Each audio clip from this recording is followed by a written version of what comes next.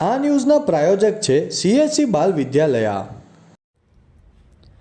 Valsad railway station road પર Udupi hotel સામે આવેલ રેલવે કોલોનીનો રસ્તો રેલવે વિભાગ દ્વારા બંધ કરાયો।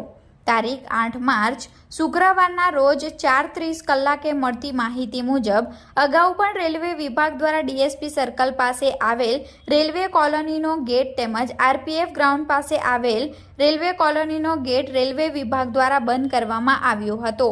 ત્યારબાદ આજરોજ ફરી વલસાડ રેલવે સ્ટેશન રોડ પર આવેલ ઉડીપી હોટલ સામે રેલવે કોલોનીનો રસ્તો લોખંડની ગ્રીલ મારી બંધ કરી દેવામાં આવ્યો છે, જેને લઈ વાહન ચાલકો અટવાયા હતા।